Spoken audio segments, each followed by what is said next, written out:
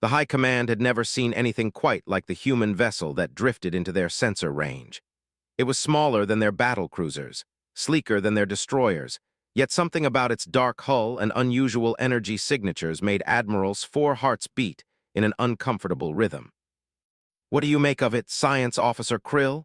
asked, his scaled fingers drumming against the command chair's armrest.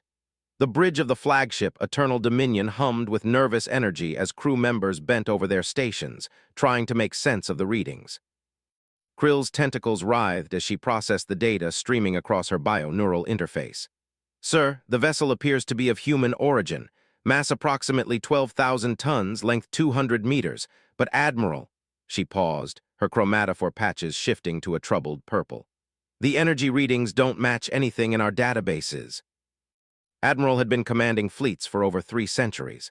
He had conquered 17 star systems, subjugated dozens of species, and never once hesitated to demonstrate the Empire's absolute superiority. Humans were supposed to be just another primitive species, barely capable of interstellar flight. Their ramshackle colony ships and crude fusion drives were no match for plasma technology. Yet this ship was different. "Open a channel," commanded. "Let's see what these mammals think they're doing in space." The flickered to life, revealing the bridge of the human vessel. Had expected to see the usual signs of inferior technology: exposed conduits, primitive displays, the cramped quarters of a species that hadn't mastered proper ship design. Instead, he found himself looking at a clean, almost minimalist bridge where holographic displays floated in midair, and the very walls seemed to pulse with contained energy. But it was the human captain that made Spine Ridge stand on end. The man was unremarkable by human standards: average height, brown hair showing traces of gray, wearing a simple dark uniform without excessive decoration. He sat casually in his command chair, one leg crossed over the other, fingers steepled in front of him. When he looked directly through the screen, his eyes held an unsettling calm. "I am captain of the Earth vessel Prometheus," the human said, his voice steady and unhurried. "You've been trying to get our attention for the past 17 minutes. I thought it was time we talked." Translator implants rendered the human's words perfectly, but something in the tone made the Admiral uncomfortable. This wasn't how conquered species were supposed to behave. Where was the fear, the desperate pleading, the immediate surrender? "I am Admiral of the Imperial Fleet," he replied, drawing himself up to his full height. "You are in violation of space. Surrender immediately, and your death will be swift." Captain tilted his head slightly, as if considering something mildly interesting. "Space? According to my charts, this system is unclaimed. In fact, it's quite empty except for that gas giant you've been strip mining." "Your charts are irrelevant," snarled. "By right of conquest, all systems within 50 light-years of the border belong to the Empire. You will surrender your vessel and submit to processing, or we will take it by force." Something shifted in Captain's expression. It was subtle, the slight upturn of his lips, a barely perceptible change in the set of his shoulders. To most species, it would have seemed insignificant, but had studied human behavior during the early encounters with their species. He recognized the expression. The human was smiling. "Captain," came a voice from off-screen, speaking in the human language. The translator rendered it as something urgent about multiple contacts and emergent signatures. Captain held up one hand without looking away from. "I see," said finally. "Well, Admiral, that does present a problem. You see, I'm afraid I can't surrender my ship. I have my orders, and they're quite specific about not letting anyone interfere with our mission." "Your orders?" laughed, the sound like grinding stone. "What could a primitive species like humanity possibly be doing that would require ignoring the Empire?" The smile on Captain's face widened just a fraction. "Research." Before could respond, alarms began blaring throughout the Eternal Dominion. Officer Krill's tentacles went rigid as data flooded her stations. "Admiral," she shrieked. "Emergent signatures, multiple contacts appearing throughout the system." Spun toward the tactical display, his blood chilling as he saw the readings. 12. No, 15. 23 contacts materializing out of what appeared to be nowhere. Ships the size of small moons, their hulls black as the void between stars, emerging from what his sensors insisted was empty space. "Impossible," he whispered. "No species has mastery over dimensional fold technology, the mathematics alone." Oh, we don't use dimensional fold drives, Captain said casually from the still-open channel. That technology is terribly inefficient. We've found something much better. Looked back at the screen, where the human captain sat unchanged except for that smile, which now seemed less pleasant and more predatory. What are those ships? Demanded. Oh, they're not ships, Admiral. They're habitats, mobile research stations, if you will. Leaned forward slightly. You see, we've been very interested in studying the Empire, your expansion patterns, your military doctrine, your technological limitations. We've been observing you for quite some time. The tactical officer's voice cracked as he delivered his report.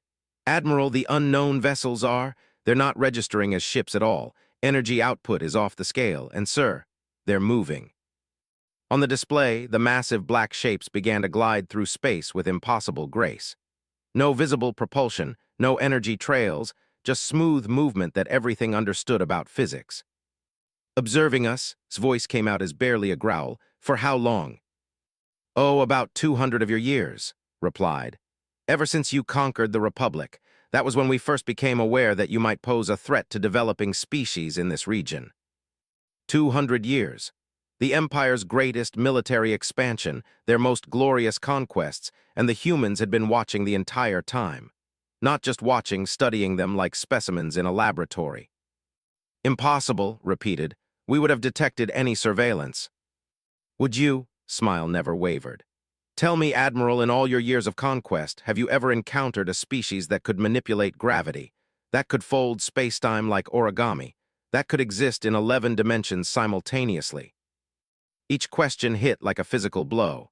The Empire was the most advanced military force in known space. They had conquered species with energy weapons, with quantum computers, with bioneural technology that bordered on telepathy. But what the human was describing. You're bluffing, said, but his voice lacked conviction. Am I? Gestured toward something off-screen. Prometheus, please demonstrate our gravitational manipulation capabilities, something subtle. For a moment, nothing happened. Then the Eternal Dominion began to shudder. It wasn't weapon fire or any kind of external impact. The ship's own gravity was fluctuating, creating ripples of force that made the deck plates groan and the crew struggle to maintain their footing. Stop it, commanded. Of course, made another gesture, and the gravitational distortions ceased immediately. Just a small demonstration. We could, if we wished, invert your ship's gravity field entirely, or compress it until your vessel becomes a sphere roughly the size of a marble. The mathematics are quite elegant, actually. Science Officer Krill's voice was barely a whisper. Admiral, those massive contacts. They're not using any propulsion we can detect because they're not moving through space. They're moving space around them. The implications hit like an asteroid impact. A species that could manipulate the fundamental forces of the universe itself. Ships the size of moons that could appear and disappear at will. And they had been watching the Empire for 2 centuries, studying them, their weaknesses. What do you want? Asked. Captain's expression became thoughtful. Want? That's an interesting question. We want many things, Admiral. We want to understand the universe. We want to protect developing civilizations from aggressive expansion. We want to ensure that no single species becomes a threat to galactic stability. He leaned back in his chair, that subtle smile never leaving his face. What we don't want is to destroy unnecessarily. The people aren't evil, Admiral. You're simply limited in your perspective. Limited, the word came out as a roar of rage. We have conquered dozens of species. We control 17 star systems. We are the dominant military force in this sector. Yes, agreed, and that's exactly the problem. The tactical display showed the mysterious human habitats taking positions throughout the system. Not aggressive formations, they weren't targeting the fleet. Instead, they seemed to be creating some kind of perimeter, though for what purpose couldn't imagine. Admiral, his communications officer called out. We're receiving messages from Fleet Command, from the outer colonies, from everywhere. Sir, similar contacts are appearing throughout the Empire. Hundreds of them. The blood in his veins turned to ice. This wasn't just one human research vessel. This was a coordinated action across the entire Empire, happening simultaneously across light years of space. How, he whispered. Quantum entanglement networks, replied, as if reading his thoughts. We can communicate instantaneously across any distance. Time and space are much more flexible than your science believes. Slumped in his command chair. In the span of minutes, everything he believed about superiority, about the nature of the universe itself, had crumbled around him. They weren't the apex predators they thought they were. They were children playing with toys while adults watched from the shadows. "You could have stopped us at any time," he said. "Yes. Why didn't you?" Captain was quiet for a long moment, and when he spoke, there was something almost sad in his voice. "Because sometimes, Admiral, the only way to truly understand a species is to let them show you who they are when they think no one is watching." The words hit harder than any weapon. They had shown exactly who they were: conquerors, destroyers, a species that viewed other life forms as obstacles or resources. And the humans had documented it all. "What happens now?" asked. The smile returned to his face, but now understood what it really meant. It wasn't cruelty or malice. It was the expression of someone who had been planning for a very long time, someone who had considered every possibility and prepared for each one. "Now, Admiral, you're going to help us with a little experiment. We're very curious to see how quickly the Empire can learn to coexist peacefully with its neighbors." The flickered and found himself looking at a holographic display showing the entire Empire. Every world, every fleet, every military installation was marked with precise detail. But more importantly, hovering near each one was the symbol of a human habitat. "As you can see," continued, "we've positioned observers throughout your territory, not invaders, observers. We're going to watch what happens next very carefully. And if we refuse to cooperate—" Captain's smile widened just a bit more, and for the first time caught a glimpse of what lay beneath the human's calm exterior. It wasn't malice, it was something far more terrifying. It was the absolute certainty of someone who held all the cards and was entirely comfortable using them. "Well, Admiral," said softly, "I suppose we'll find out just how committed the Empire is to conquest when the cost of conquest becomes prohibitive." The transmission ended, leaving staring at a blank screen. Around him, his bridge crew worked frantically at their stations, trying to understand what their sensors were telling them, but knew that all their efforts were pointless. They had encountered something far beyond their understanding. Humanity hadn't just achieved interstellar flight, they had transcended the very limitations that bound other species. And they had been watching, learning, waiting for the right moment to reveal themselves. The human captain had smiled, and in that smile had seen the end of everything the Empire thought it knew about the universe. 3 weeks had passed since the encounter with Captain, and the Empire was learning what it meant to live under observation. Admiral stood in the war room deep within the Imperial Palace on Zephyr Prime, surrounded by holographic displays showing the current state of their military forces. The news was not encouraging. "Report," he commanded, though he already knew what Marshall and would tell him. The massive military commander's scales had lost their usual lustrous sheen, dulled by stress and sleepless nights. "Admiral, Fleet Group 7 attempted to engage the human habitat near the colonies 3 days ago." "Attempted?" Marshall and's throat ridges fluttered nervously. "The habitat disappeared, sir. Not cloaked, our sensors showed it simply ceased to exist in that location. When our ships moved to investigate the coordinates, it reappeared directly behind them." His claws scraped against the metal table. "Casualties?" "None from direct action, but Admiral," and paused, clearly struggling with something. "The human vessel transmitted a message to Fleet Group 7. They said, 'Please don't do that again,' and then demonstrated what they called a minor adjustment to local spacetime." The holographic display shifted, showing sensor recordings from the battle. Watched as the destroyers found themselves suddenly flying in perfect formation through what appeared to be a series of interconnected loops in space. The ships weren't damaged, weren't under attack. They were simply trapped in a geometric impossibility until they acknowledged the human message and... "They turned our ships into a decorative pattern," said quietly. "The crew reported that during the adjustment, they could see their own ships from multiple angles simultaneously. Some of the navigation officers are still receiving psychological treatment." Across the war room, Intelligence Director L cleared her throat. "Admiral, we've completed our analysis of human communications intercepted over the past 3 weeks. The results are disturbing." "Show me." The display changed again, showing a complex web of communication channels spanning not just the local sector, but apparently extending beyond the known galaxy. The volume of data was staggering. Sir, the humans aren't just observing us.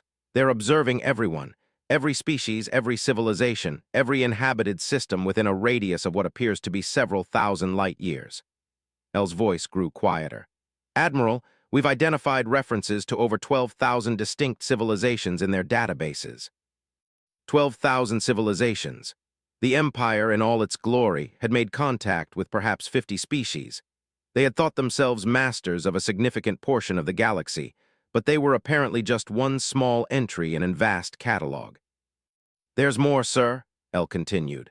We've detected communication patterns suggesting that humanity has been cultivating certain species, providing subtle technological guidance, preventing conflicts, sometimes relocating entire populations to avoid natural disasters. Relocating populations? His voice was barely a whisper. The Republic, sir, the species we conquered 200 years ago. According to human communications, they weren't actually extinct. Humanity relocated the survivors to a protected system and has been helping them rebuild their civilization. The silence in the war room was deafening. Every present understood the implications. They had celebrated the complete destruction of the Republic as one of their greatest victories. Statues commemorated the conquest. Children learned about it in their history lessons. And all along, it had been a hollow victory. The humans had simply moved their opponents to safety and let the claim an empty system. How many of our conquests were real? Marshallin asked.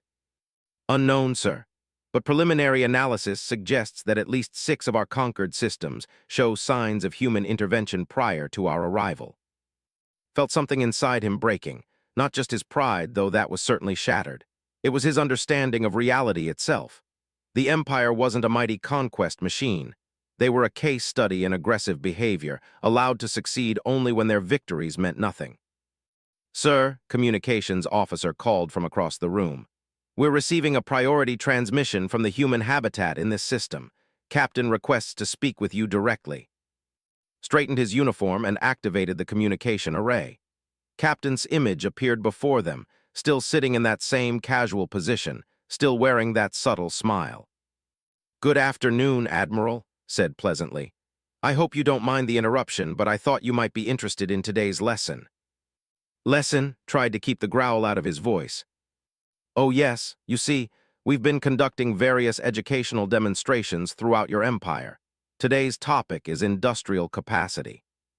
The display behind shifted to show a holographic representation of a star system. Recognized it immediately, the system, site of the Empire's largest military shipyards. Your shipyards are quite impressive, continued. 12 orbital facilities capable of producing approximately 50 vessels per standard year. Very efficient use of available resources. What's your point, human? Smile widened slightly. Well, we thought you might be curious about our manufacturing capabilities, just for comparison purposes, you understand.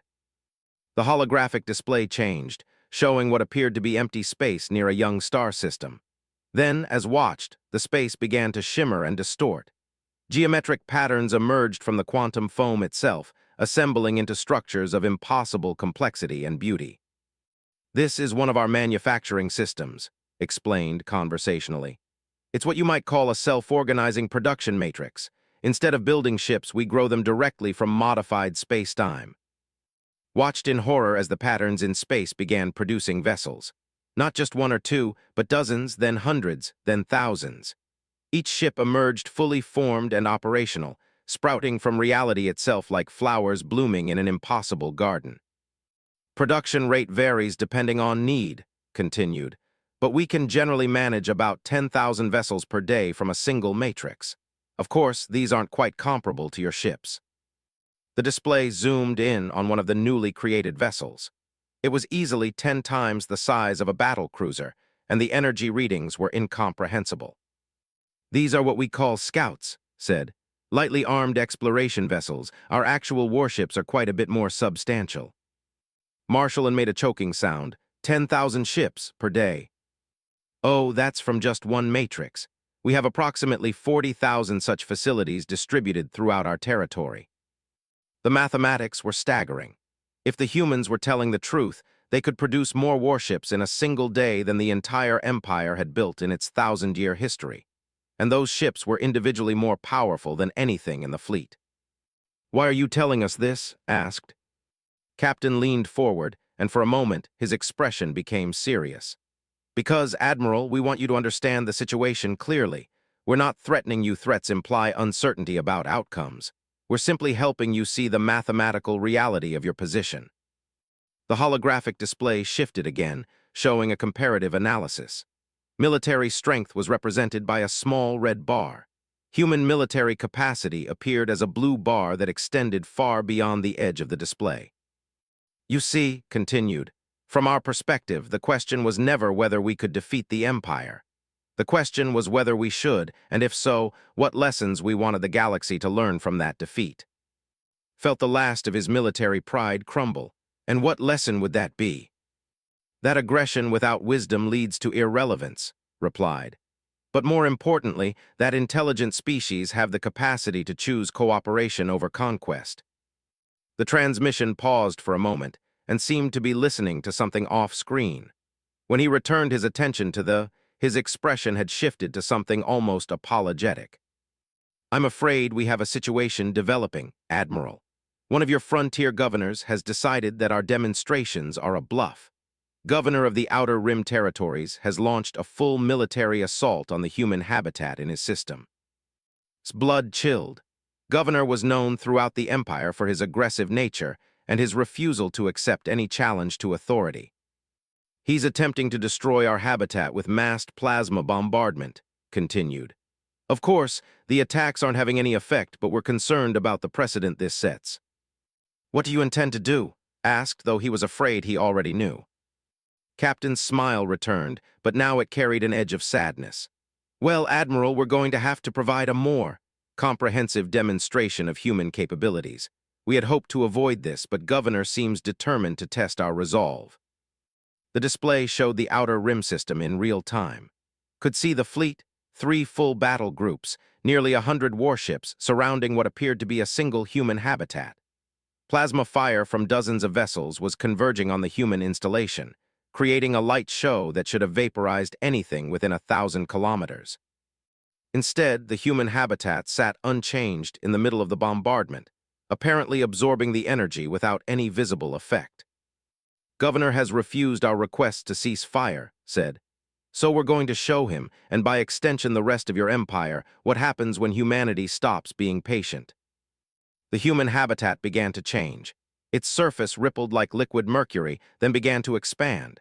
But it wasn't growing larger. It was unfolding, revealing geometry that hurt to look at directly. Structures emerged that existed in more dimensions than minds could process, creating optical illusions that made the surrounding space seem to bend and twist. "What you're seeing," explained, "is a combat configuration. We don't normally reveal military installations in their active state, but circumstances require a clear demonstration." The transformed habitat pulsed once, sending out a wave of energy that sensors insisted was completely harmless. When the wave reached the fleet, something impossible happened. The warships simply stopped. Not destroyed, not damaged, stopped. They hung motionless in space as if time itself had been frozen around them. Their engines continued running. Their life support systems functioned normally, but they could not move, could not fire their weapons, could not even change course. "Temporal stasis field," said casually. "We've accelerated their local time flow to approximately 1/1,000,000th of normal. From their perspective, they're operating normally, but they're experiencing 1 second for every 12 days of standard time."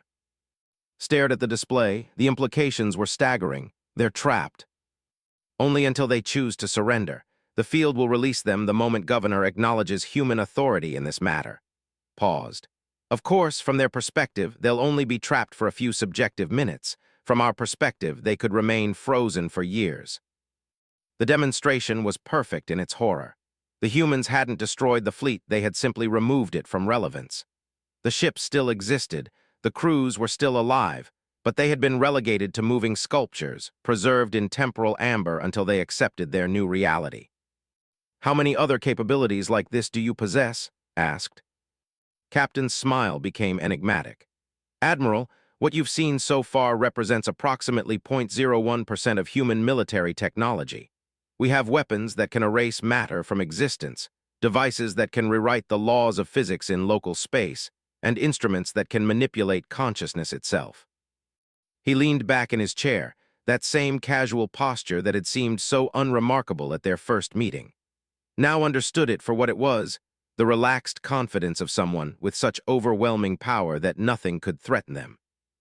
But here's the thing, Admiral, continued. We don't want to use any of those capabilities. Destruction is easy.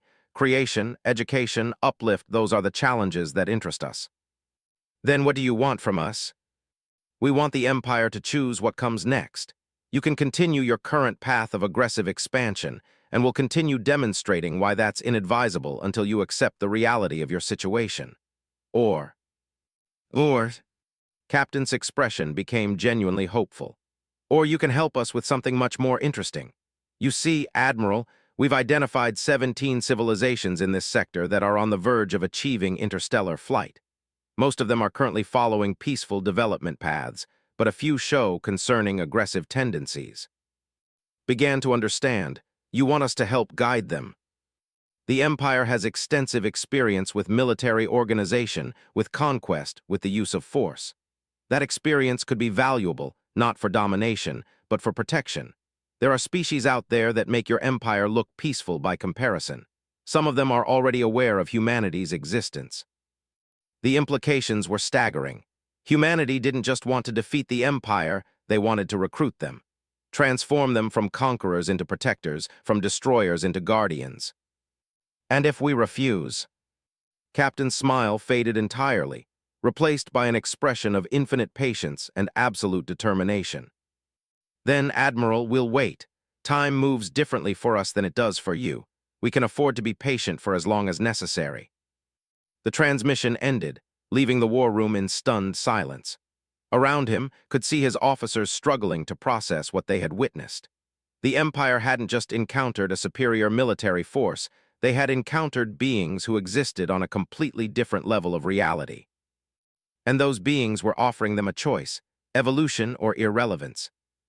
For the first time in his 3 centuries of life, Admiral found himself wondering what it truly meant to be strong.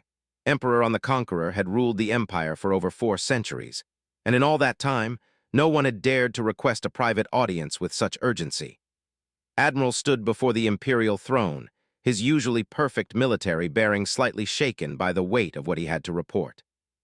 The throne room was a monument to power, carved from a single massive crystal taken from a conquered world, surrounded by holographic displays showing the vast extent of the Empire.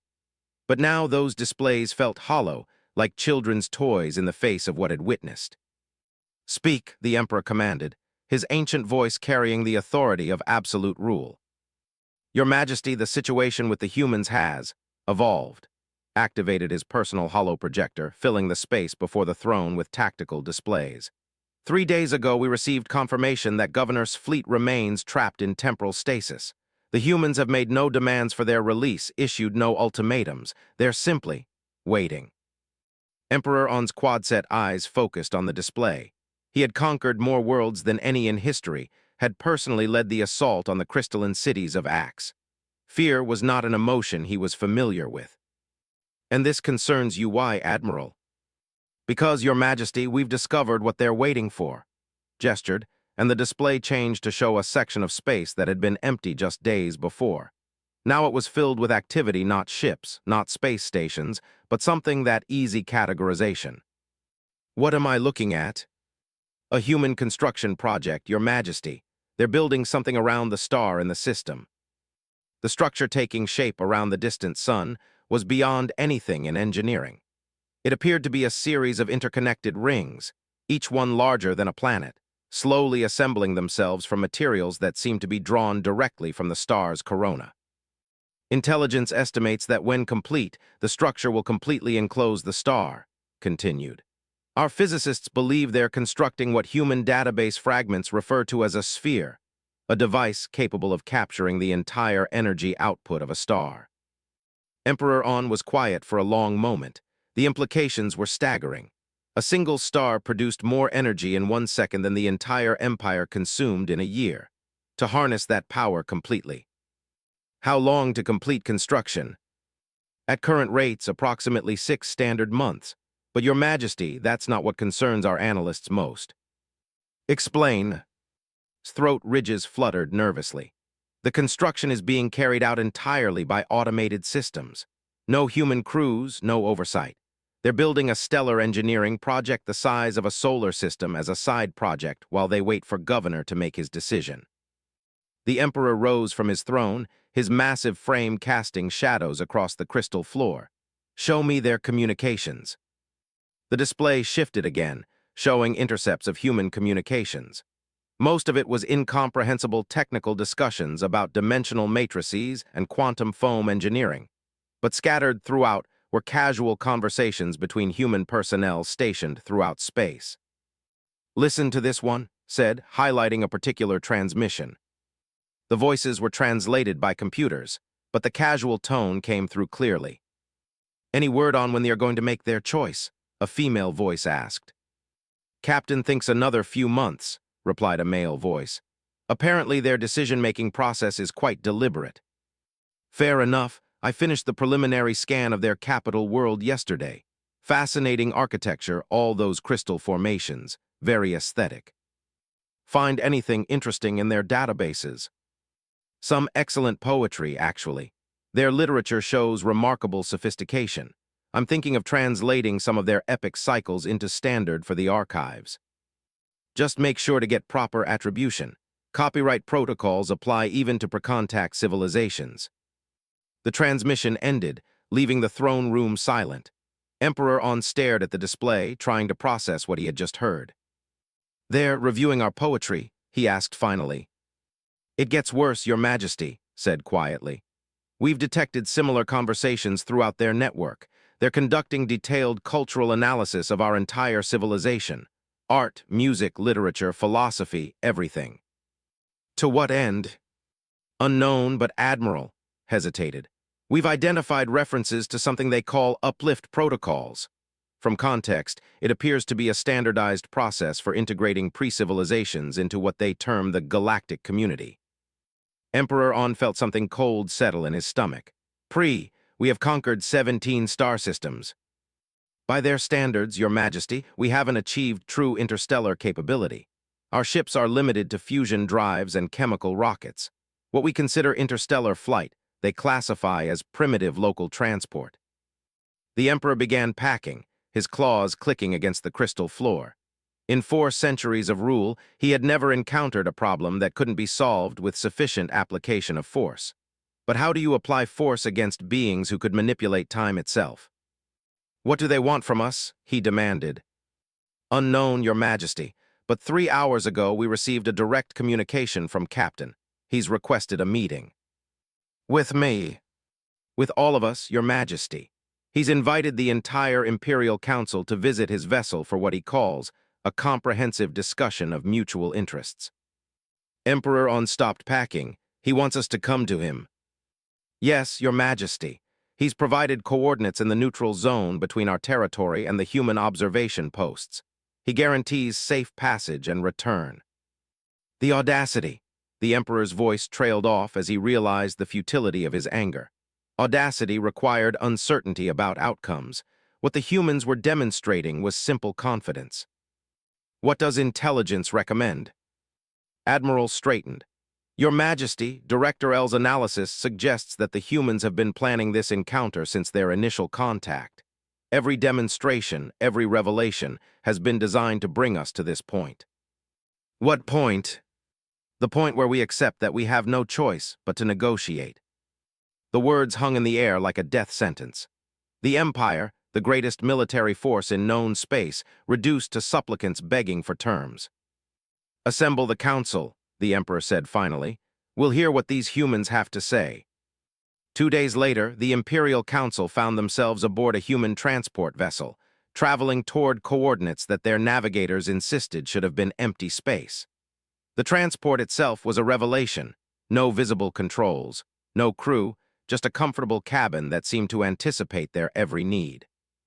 Your Majesty, Science Advisor Rand said nervously, Our instruments show no signs of conventional propulsion, yet we're traveling at velocities that should be impossible.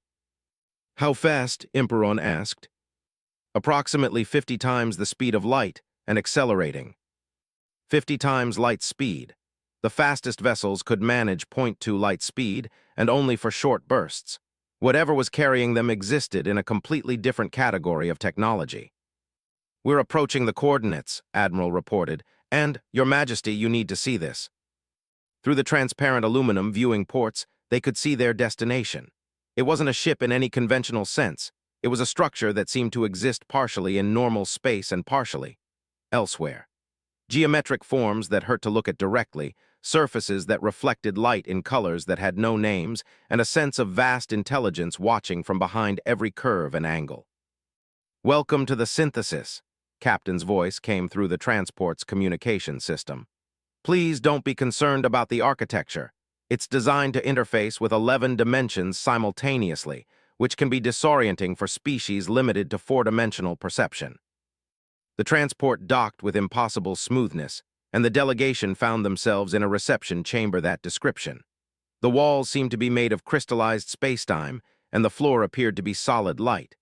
At the center of the chamber, Captain waited for them, still wearing that same simple uniform, still displaying that subtle smile. Your Imperial Majesty, said, offering a bow that somehow managed to be respectful without being subservient. Thank you for accepting our invitation. I know this represents a significant departure from traditional diplomatic protocol. Captain, the Emperor replied formally. You requested this meeting, state your terms. Smile widened slightly. Terms? Oh, Your Majesty, I think there's been a misunderstanding. We're not here to dictate terms, we're here to discuss opportunities. He gestured, and the chamber around them shifted, becoming something that resembled a conference room while simultaneously remaining impossible. Chairs emerged from the floor, not built, but grown from the crystalline structure itself. Please be seated. There's a great deal to discuss. The delegation took their seats nervously, except for Emperor On, who remained standing out of stubborn pride. Before we begin, said, I think it would be helpful for you to understand exactly what you're dealing with. Computer, please provide our guests with a basic overview of human civilization. The space around them transformed into a 3-dimensional map showing everything. Galaxies upon galaxies, each one marked with the extent of human exploration and influence. The Milky Way galaxy was just one small point of light among thousands. We are humanity, said conversationally, and our civilization spans approximately 12,000 galaxies. We have been exploring and cataloging the universe for roughly 50,000 of your years. The Milky Way galaxy is one of our areas of interest. Science advisor Rand made a choking sound. 50,000 years. Human spacefaring civilization began developing during your planet's last ice age, confirmed. We've had some time to work out the technical difficulties of interstellar travel. Emperor On finally sat down heavily. 50,000 years of technological development, 12,000 galaxies. The numbers were so vast they lost all meaning. What do you want with us? He asked quietly. Captain's expression became genuinely warm. We want to invite you to join something remarkable, Your Majesty. You see, in all our explorations, we've discovered something wonderful about intelligent life. It's rare, precious, and invariably beautiful in its diversity. The display shifted, showing hundreds of different civilizations, some familiar from encounters, others completely alien. All of them were marked with symbols indicating various levels of technological and social development. The Empire represents something we've seen many times before, continued. A young, aggressive civilization discovering its power and using it to dominate others. It's a natural phase of development, but it's also a dangerous one. Dangerous how? Admiral asked. Because species that remain trapped in the conquest phase eventually destroy themselves or others, but species that evolve beyond it, gestured, and the display showed civilizations marked with different symbols. Well, they become something magnificent. What exactly are you offering us? Emperor On demanded. Leaned forward, and for the first time, saw genuine passion in his eyes. We're offering you the chance to become the protectors instead of the conquerors. The galaxy is vast, Your Majesty, and there are threats out there that make the Empire look like peaceful philosophers. The display showed something that made every in the room recoil in horror. A region of space where entire star systems had been simply consumed. Not destroyed, consumed. Eaten by something that left behind only empty darkness. The Devourers said quietly. A machine intelligence from outside this galaxy that views all organic life as waste to be processed. They'll reach this sector in approximately 200 years. And you want us to help fight them? We want you to help protect the younger civilizations while we deal with the Devourers, corrected. Your empire has extensive military experience, established logistics networks, and a warrior culture. With proper guidance and technological upgrades, you could become the shield that protects dozens of developing species. Emperor On stared at the display, trying to process what he was seeing. Instead of demanding surrender, the humans were offering partnership. Instead of destroying the empire, they wanted to transform it into something greater. What would this partnership entail? He asked. Captain's smile returned, and this time the Emperor understood what it really meant. It wasn't the smile of a conqueror or a destroyer. It was the smile of a teacher who had just watched a student ask exactly the right question. Well, Your Majesty said, first we'll need to upgrade your technology to galactic standard. Then we'll introduce you to the other members of the community. After that. He gestured, and the impossible chamber filled with visions of the future ships traveling between galaxies. Officers working alongside dozens of alien species. Colonies spread across worlds that didn't even exist yet. After that, we'll show you wonders that will make everything you've known seem like the first page of an infinite book. For the first time in 4 centuries, Emperor On the Conqueror found himself wondering what it would be like to build something instead of destroying it.